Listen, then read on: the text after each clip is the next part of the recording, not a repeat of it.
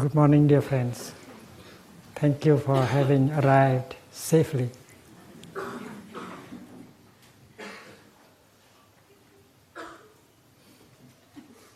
Welcome to the 21-day retreat.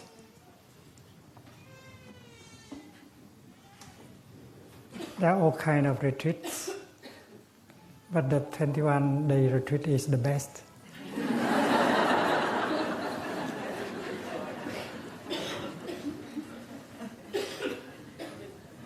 So we are having the best of the retreats.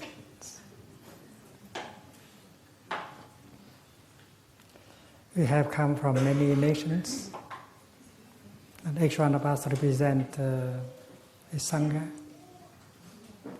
in their homeland. And we are here for members of our Sangha also.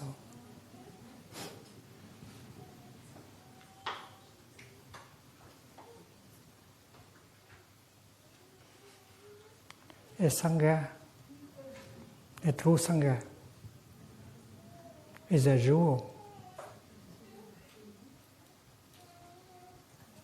Because a true Sangha always carries within herself the Buddha, the living Buddha, and the living Dharma.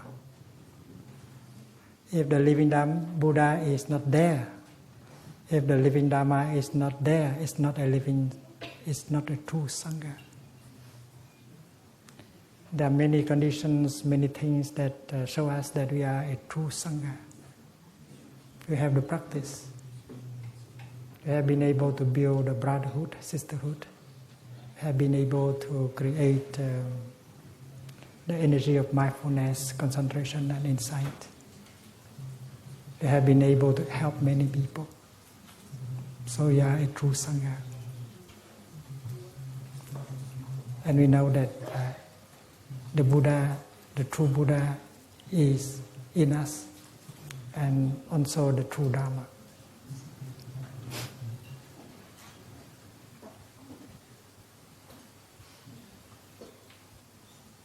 The Sangha need not to be Buddhist. The Sangha can be non-Buddhist.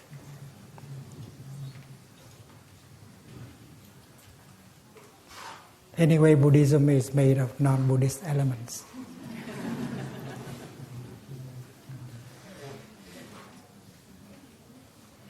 When I met Martin Luther King in Chicago in 1966, we already spoke about Sangha building.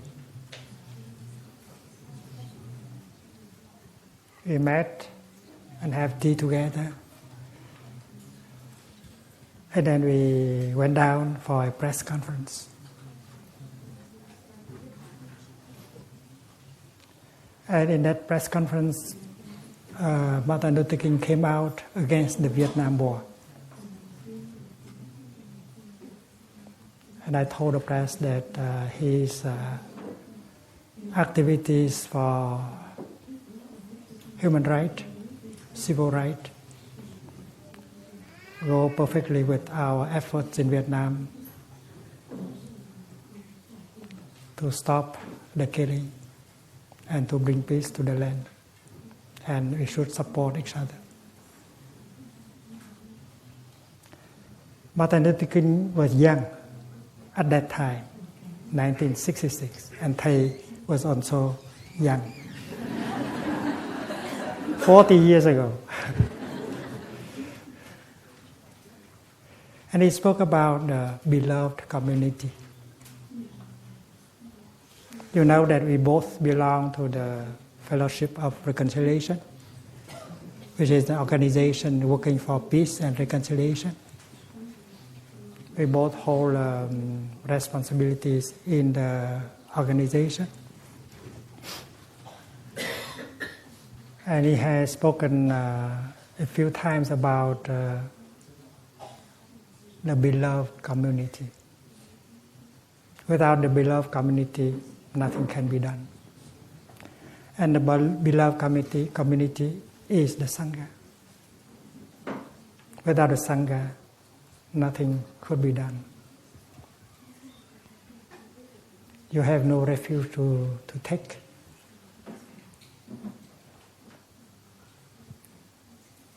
You have no support. So the Sangha is a source of inspiration, a source of protection, a source of nourishment, and therefore each of us practitioners should give a helping hand building the Sangha. The Buddha could not do anything without the Sangha. And that is why after enlightenment, he sought immediately to set up a Sangha. He went to Benares, hoping to find his 5 co-practitioners. And he built a Sangha of 6 people in the deer park. And the Sangha grew into a Sangha of 90 people. And in just 1 year, it became 1,250 members. The Buddha is an excellent Sangha builder. And as we are the continuation of the Buddha, we should learn the art of Sangha building. Martin Luther King built his Sangha in his own way, and Thay built his Sangha in his own way. But we both do the same. We have been sowing the peace, the seeds of peace, non-violence, human rights, togetherness. We have done it in many ways. And in my meeting with Martin Luther King, just a few months before his assassination, that was in Geneva. We were there in order to participate into a peace conference, Pacem in Terris, Peace on Earth. He invited me to come up to his room on the 11th floor for breakfast. I was late because I had to meet a journalist. And when I came up, he still waited, and he kept my breakfast warm.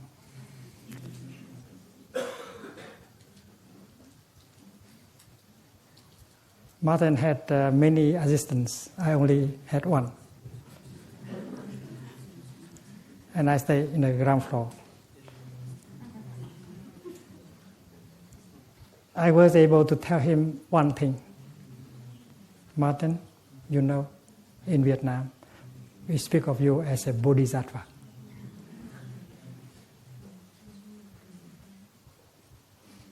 You are a real bodhisattva.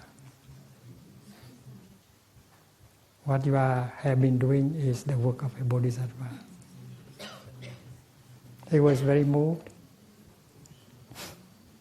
He did not say anything, but he was very moved. I'm glad that I told him that, because that was the last chance I met him before he died. When they shot him, I was in New York City. I had flu. I was sick. I was in despair.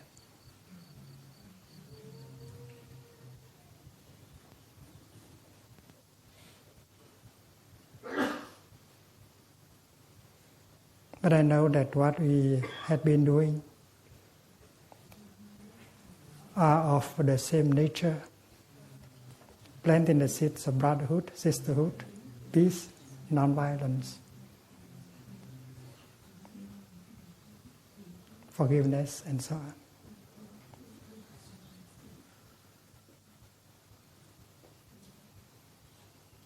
Now as I look back, I see that the seeds we have been planting are not lost. They have begun to sprout and to come up.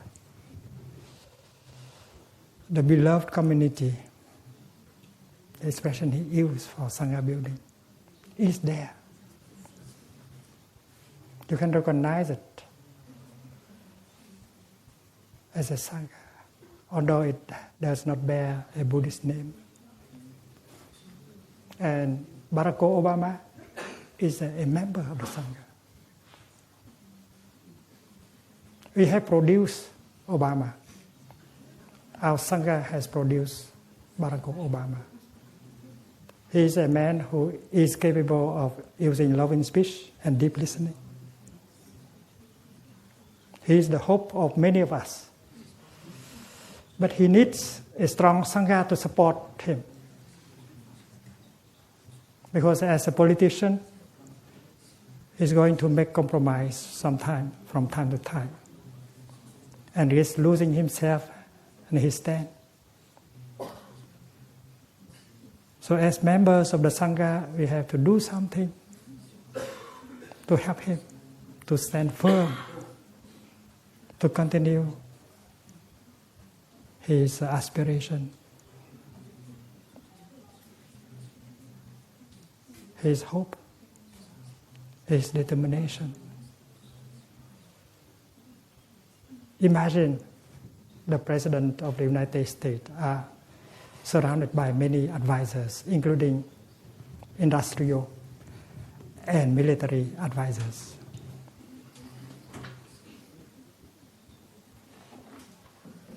And he is a politician. Is the Sangha strong enough, present enough in order to help him, to support him, so that he can stay himself, remain himself? This is a question I have put to myself. So we in the United States of America, we should do something in order to show him that his Sangha is there, always supporting him, advising him, for him to continue. And we over here in Europe, in Africa, in Australia, in Asia, we can do something in order to support Obama by building a Sangha and having our Sangha support him so that he can continue to be our hope.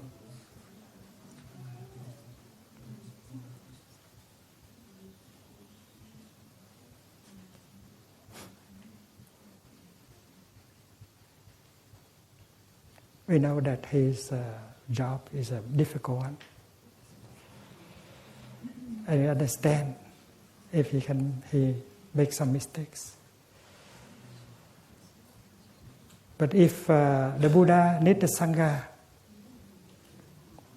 to realize his dream, and then Obama also needs a strong Sangha in order to realize his dream, because his dream is a collective one. And we should lend a helping hand in one way or another. And how?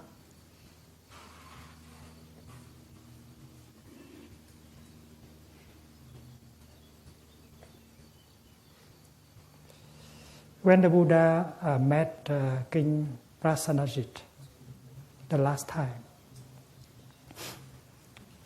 that took place in northern Kosala.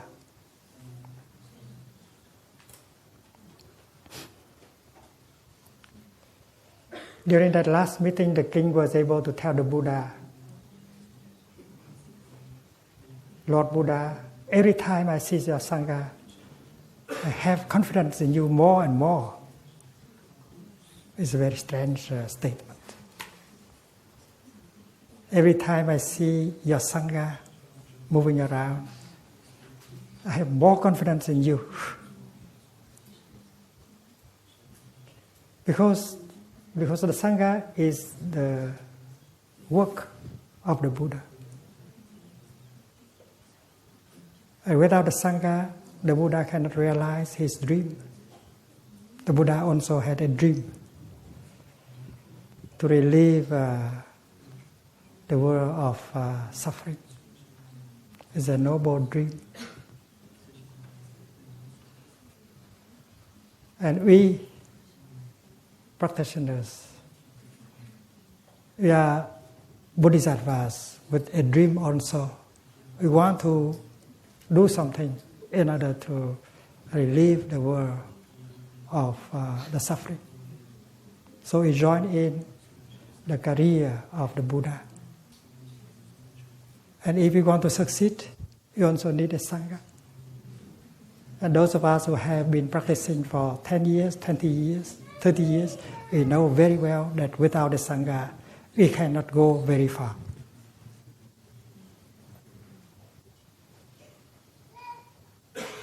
Every time I see your Sangha, Lord Buddha, I have confidence, I have faith in you.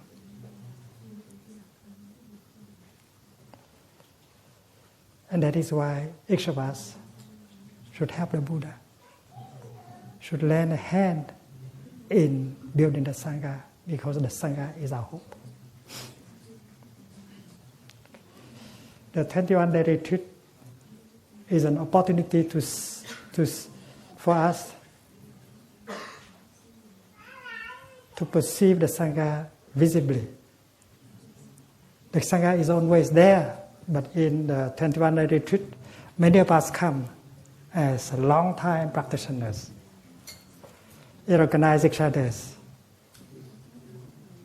and we know that we have faith, we have confidence in the path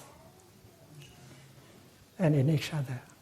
We know that without the Sangha, we cannot go far. And that is why the 21-day retreat is also an opportunity for us to strengthen, to consolidate our Sangha.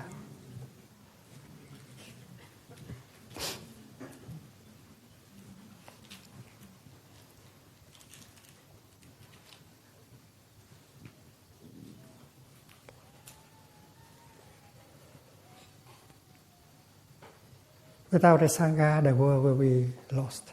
And that is why our task is to preserve the Sangha, to build the Sangha, and to open the way for the world. Because in the Sangha, there is the Buddha, the Dharma. The Buddha is understanding, enlightenment. And the Dharma is the path, of understanding and love.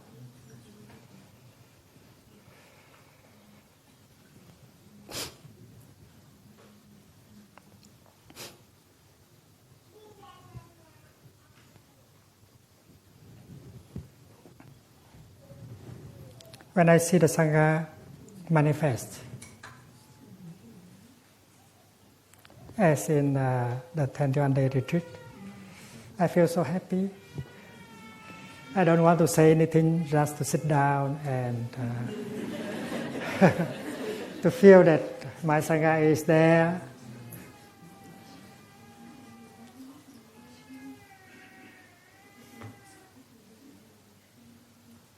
And therefore, maybe every day before the Dharma talk, I might like to sit quietly for some time in order to realize that we still have each other as a Sangha. And that is great happiness. We still have each other as a Sangha. We still have hope.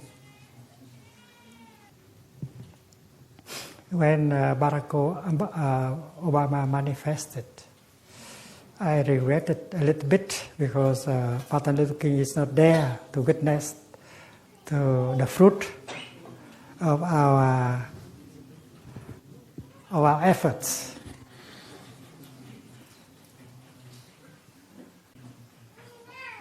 Because the fact that Obama manifests as a person and that the majority of the American people elected him as president, it means our Sangha is there.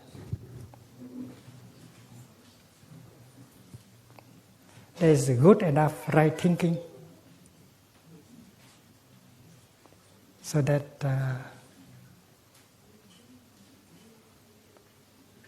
Obama has got enough votes,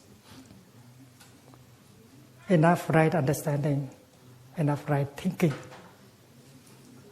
And that is Sangha.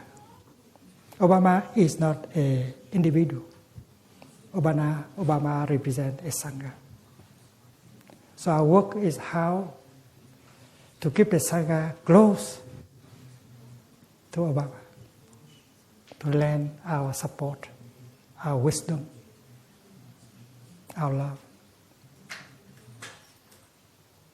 And you may like to reflect on this. There must be a way.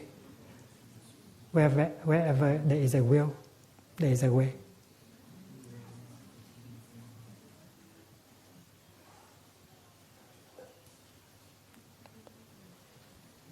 So the presence of Obama means the presence of a Sangha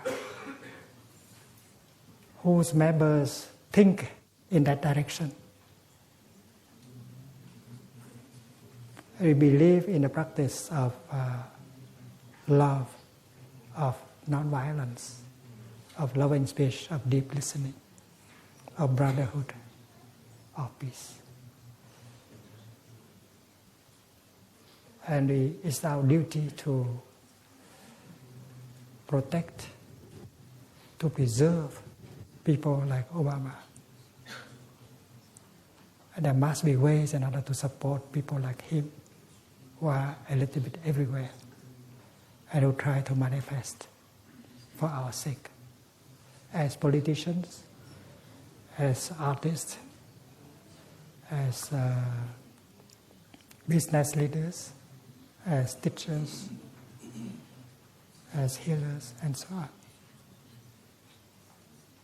I regret that Martin Luther King is no longer alive in order to see the fruit of his action.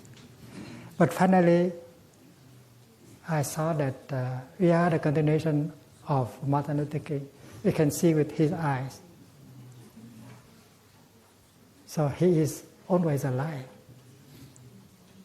He's happy because he knows that everything he has done has bear fruit.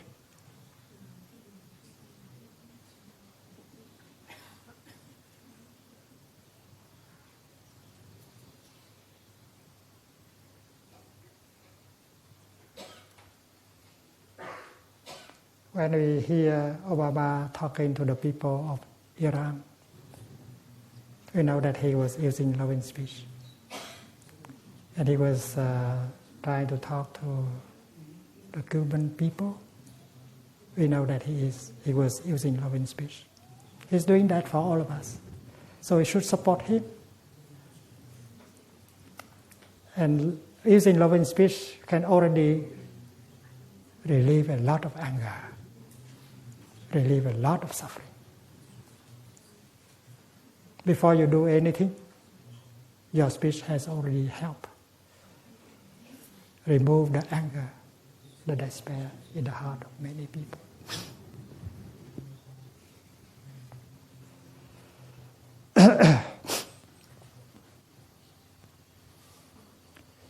Dear friends, dear brothers and sisters, you are here for a 21-day retreat. Let us enjoy every moment of it.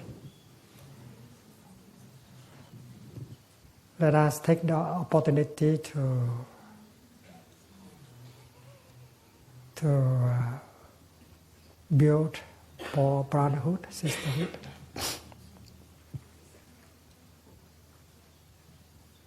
We shall be practicing as a Sangha. The theme of our retreat is the path of the Buddha. The path of Buddha. Buddha has a path. And that is our path. Because we are the continuation of the Buddha.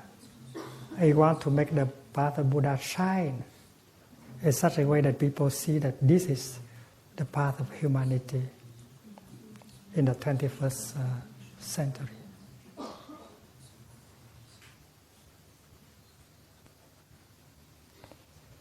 The 21st century is like a hill.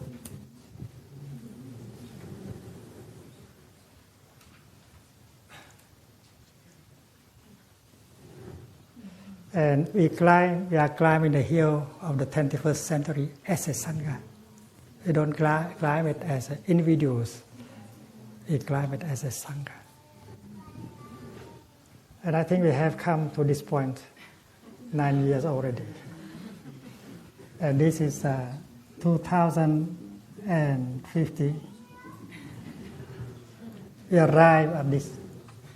And I'm sure that if we climb beautifully, enjoying every step, and then when we arrive there, looking down, it will be very beautiful. It depends on how we climb the century. Each step should be love. Each step should be forgiveness. Each step should be healing and transformation. Each step should be the Pure Land, the kingdom of God. And that is what we want to do. And with the Sangha, this practice becomes easy, possible. So during the 21-day retreat, we shall do like that. We shall walk in such a way that each step bring peace, bring happiness, bring brotherhood. You don't want to walk otherwise. You want to walk in such a way that every step become healing, nourishing, transforming.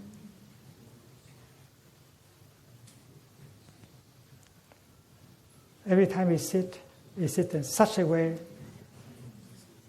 that the world could profit from our sitting. We are solid, we are relaxed, we are calm, we are happy while sitting. We sit like sitting on a lotus flower, not a heap of burning charcoal.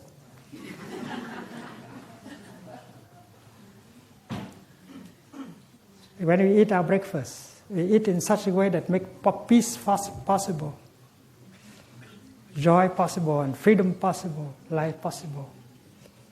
That can we enjoy, you could enjoy all the wonders of life in us and around us. Eating our breakfast is a deep practice. You are always there for yourself and for your Sangha. You are not carried away by the past or by the future. You are really there in order to eat your breakfast.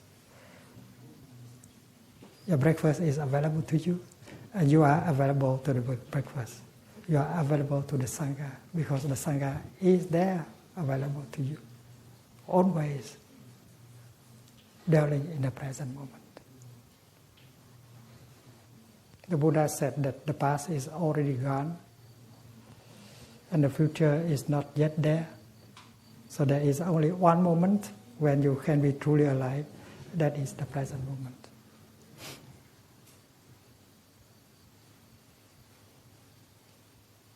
And therefore our effort, our practice is always stay in the present moment. And the present moment is the door for healing, for transformation, for peace.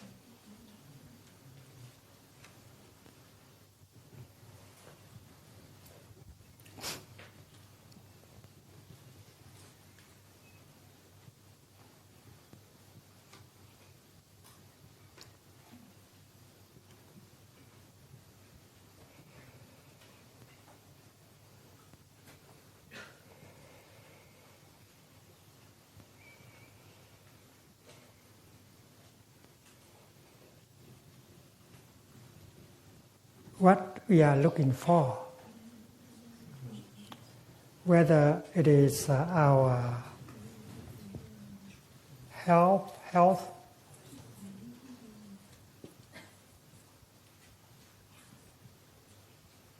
Dân sao quen rồi. Our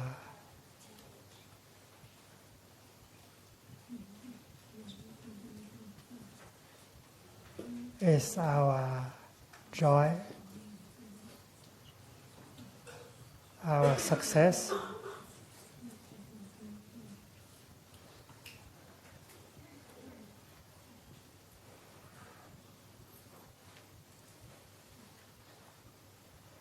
or the Pure Land,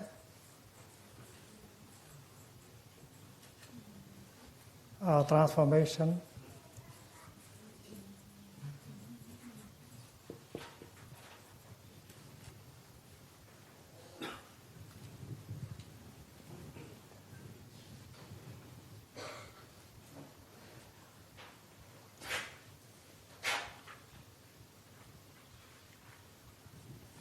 or happiness,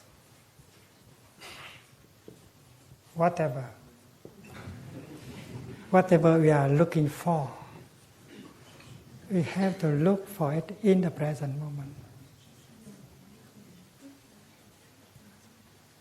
Because nowhere you can see it, nowhere you can find these kind of things, including the kingdom of God. Your emancipation, your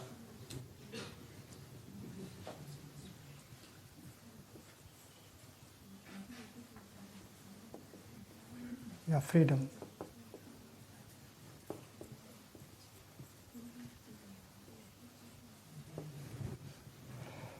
Suppose you're concerned about your health, and you have some worry about your health.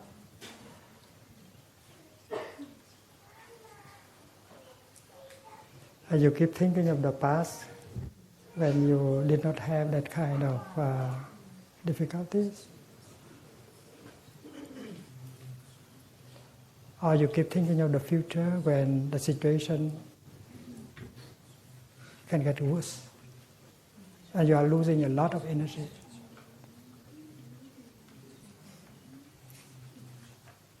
If you are concerned about your health, and if you are losing your energy, you don't know what to do.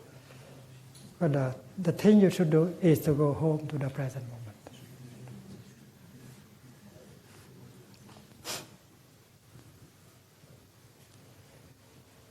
When you go home to the present moment,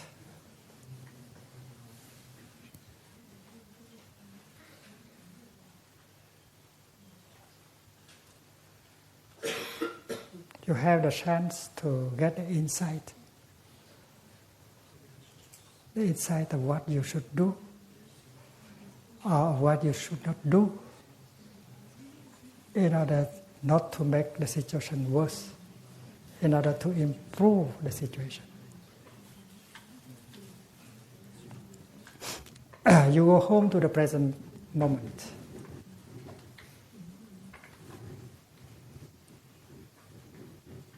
And when you go home to the present moment, you feel that there's a worry in you, there is a tension in you.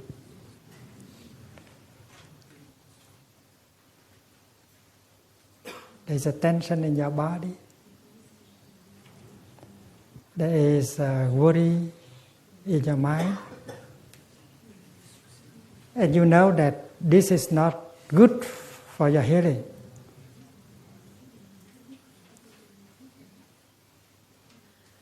We know that many of the diseases have come from the accumulation of tensions in our body. Many of the diseases have come from our over worries. That is why when you go home to yourself, you have an opportunity to find out that there is something you can do right away so that you will step into the direction of healing, of transformation. Stop the tension, stop the worry. And that is concrete things to do right away. Stop accumulating tensions. Relax your body. Stop worry. And as a practitioner, we know exactly what to do in order to realize that. We know how to breathe in mindfully and allow our breathing to flow. We know that breathing in can be a enjoyable thing and can be enjoyable. We know that we can practice mindful walking because mindful walking like this can release the tension in your body.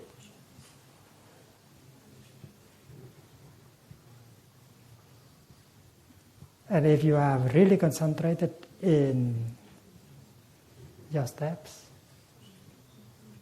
you are fully established in the here and the now. And you know that spring is there. The wonders of life is there, ready to nourish you, to support you. You are in touch. So you are advancing on the path of healing. And when you breathe in and allow your body to relax according to the exercise proposed by the Buddha, breathing in, I'm aware of the tension in my body. Breathing out, I release all tension in my body. You can already do something for your healing. You don't need to worry. When you are caught by the past, you cannot do anything for yourself. When you are pulled away by the future with your fear, your worries, you cannot do anything. So go into the present moment and you find out that there are things that you can do right here and right now in order to facilitate your healing. You know what to eat and what not to eat. Because eating has to do with your health or healing. And you can make a decision. I am determined not to eat that anymore, not to drink that anymore, not to smoke that anymore. That's for the sake of healing. So in the present moment, we get the insight. And we get to know what to do, what not to do. And all the resources are available in the here and the now. And that is why our practice is always going home to the present moment, where you can encounter all the wonders of life that have the power to refresh, to nourish, and to heal.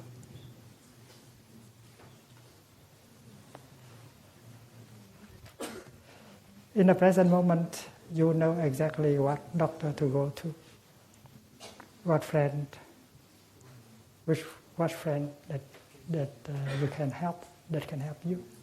So the present moment is the door, the only door.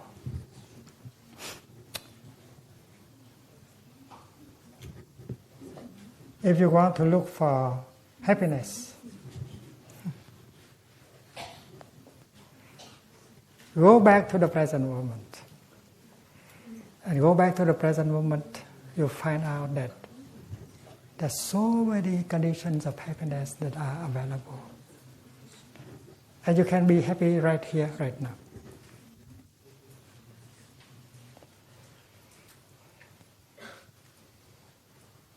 The problem is whether you are capable of being happy. You are seeking for happiness, but maybe when happiness arrives, you are not capable of being happy. That is a big problem.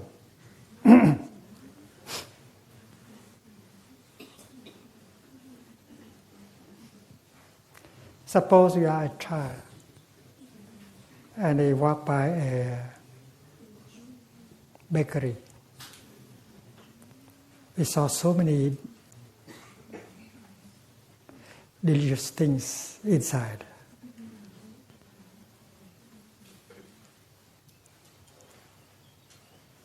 Many kind of cake. You want this, you want that, and you hope that you have one of these cake. And if mommy buy you one, you'll be happy. And maybe in your childish mind that one day there are no people at all, and you are free to enter into a bakery like that, and you are free to eat anything you like.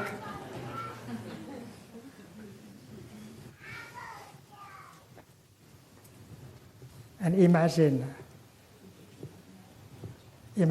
the owner of the shop invite you in, and you say, "My dear child, you can eat anything you like. The whole shop is for you." And I don't know how will you react. There's so many wonderful, tasty, delicious things to eat.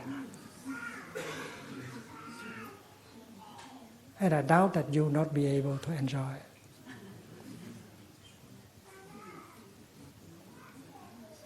There's so many good things to eat, and you are confused. You don't know what to begin with.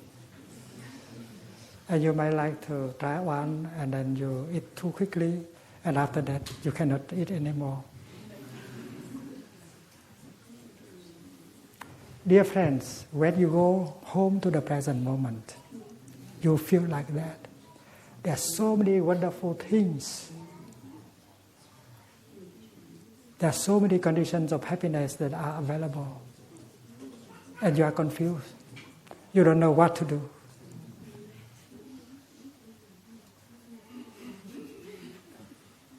In fact, the present moment is the Pure Land of the Buddha, the Kingdom of God. There are so many wonders of life available. And you can enjoy everything. Yourself and what is around you.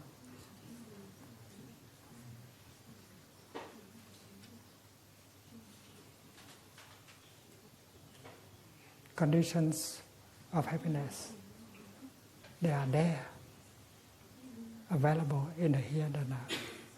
The problem is whether you are capable of being happy. Today, try mindful breathing, mindful walking, and allow yourself to be in touch with the spring, to see whether you can handle the beauty, the happiness that is given you by nature, by life.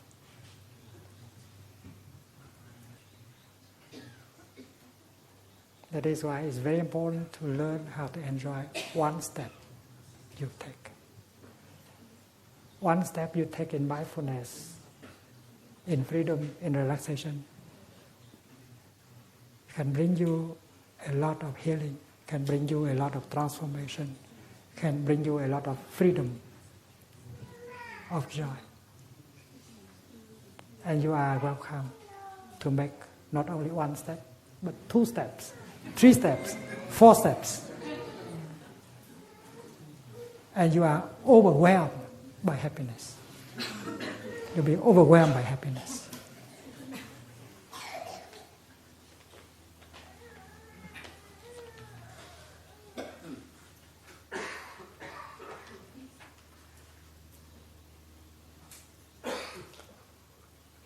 And that is why to cultivate our capacity of being happy is very important. The fact is that happiness is available. Conditions of happiness are available. If you know how to say bye-bye to the past and to say bye-bye to the future and go home to the present moment, and then you'll find that you have more conditions to be happy than you have thought. Life is such a gift, abundant. Dear friends, while I was in Germany last month, I was interviewed by a Christian theologian about the subject of a global spirituality. How to bring about a global spirituality. Our retreat has something to do with global ethic, the path of the Buddha, Buddhist contribution to a global ethic. And there must be some relationship between spirituality, the spiritual, and the ethical.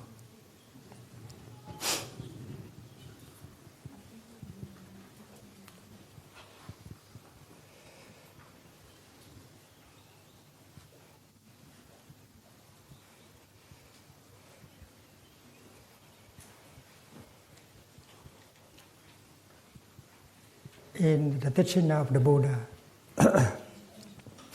as you have learned,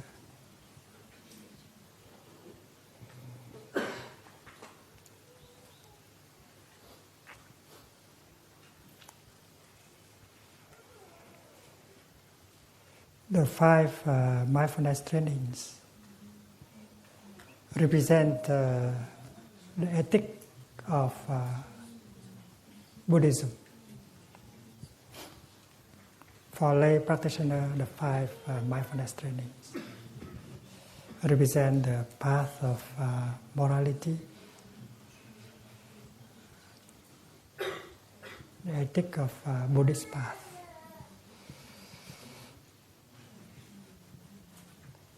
There are the 10 precepts of novice, the 250 precepts for monastics, the 14 precepts for OI members. They all represent the Buddhist teaching on as far as ethic and morality is concerned.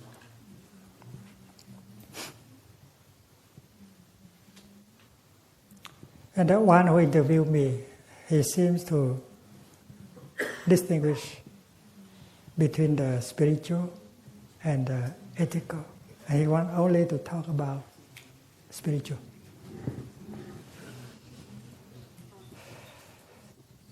And I told him that anything can be spiritual.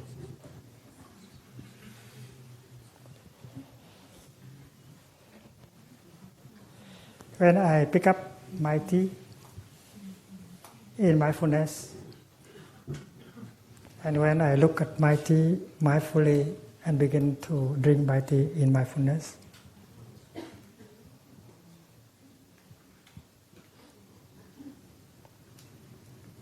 tea drinking become very spiritual. Very spiritual.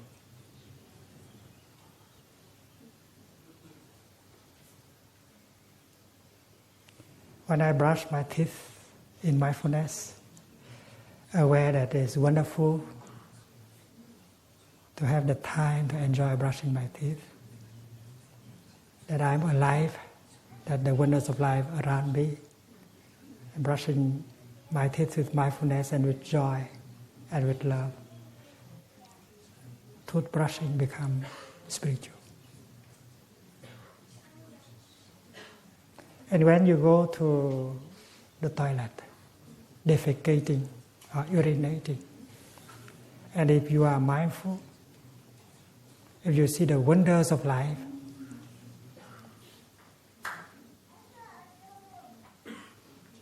many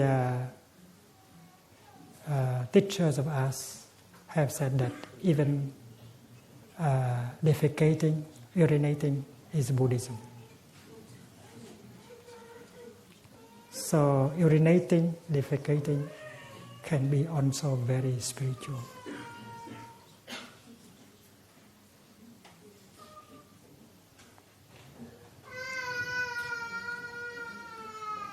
So there is a deep link between the ethical and the spiritual. And if you cannot see the spiritual in the ethical, your ethic may be empty. You do that, but you don't know why you do that. And you don't enjoy doing that. Suppose you practice the fifth training, not to drink alcohol.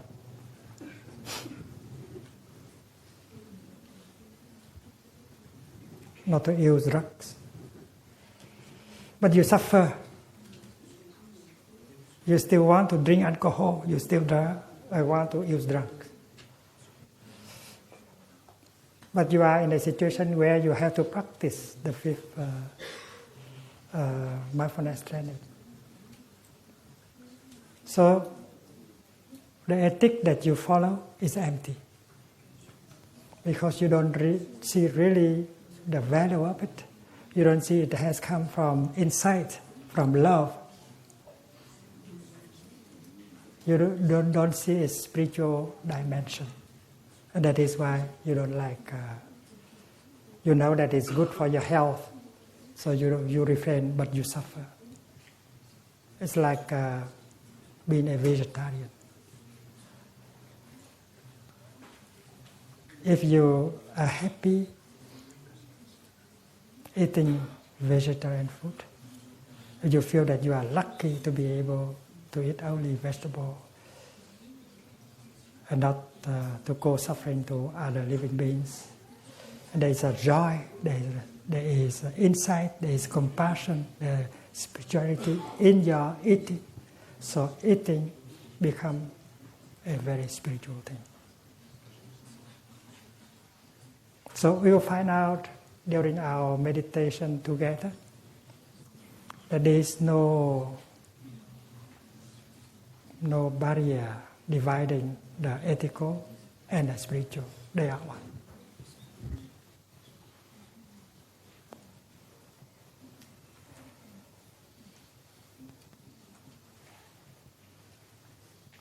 And we shall have Dharma talks dealing with the theme. We shall have Dharma discussions in order to share our insight, our experiences. But supporting these kind of actions, we have our practice, our daily practice. We eat in mindfulness, or listen to the birds and the bell, and each other in mindfulness. We practice mindful walking, mindful sitting, mindful breathing, mindful eating. So in that kind of mindfulness and concentration, we shall have a powerful energy of mindfulness and concentration. It will help us get a breakthrough and unite our insight. We want to offer the path of Buddha to the world. We seek a kind of language that can, by which we can share the wisdom of the Buddha to the world. And we do that not as scholars, but as practitioners. So our insight comes from our practice and not from our learning from books. And therefore our practicing together of walking, sitting, breathing, eating brushing our teeth is very important. It is at the foundation of the success. We shall have to offer a new version of the 5 mindfulness trainings. A new version. So that everyone, Buddhists and non-Buddhists, can see this is the path for the whole world. During our winter retreat, we have done that during 3 months, mostly with monastics. And after that, we had the French retreat. We also focus our attention on a new version of the 5 mindfulness training. And with the 21-day retreat, we do it again. The Sangha has done it once, twice, and now it's the 3rd time. We want to go deep. And we need everyone for his or her practice, his or her insight. We want to offer the world our idea, our experience, our joy, as in the form of a text on global ethics.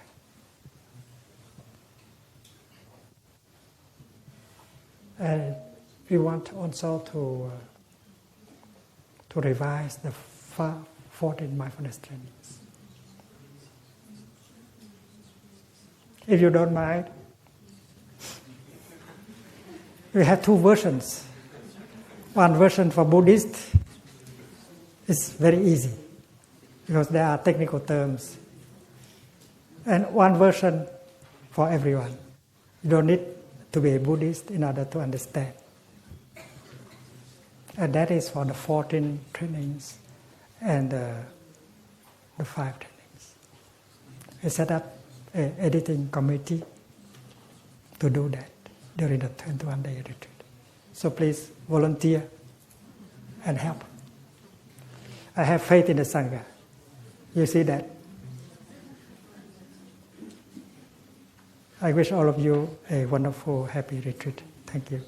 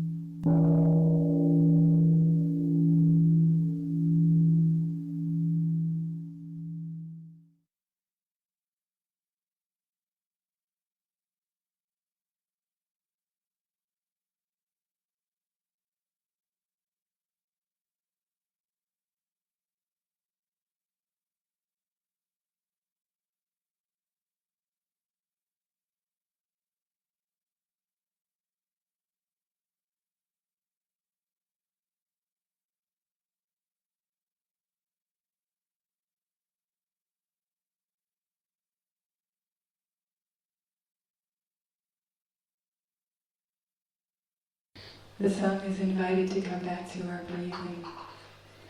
so that our collective energy of mindfulness will bring us together as an organism, going as a river, with no more separation. Let the whole Sangha breathe as one body, chant as one body, listen as one body, and transcend the boundaries of a delusive self, liberating from the superiority complex, the inferiority complex, and the equality complex.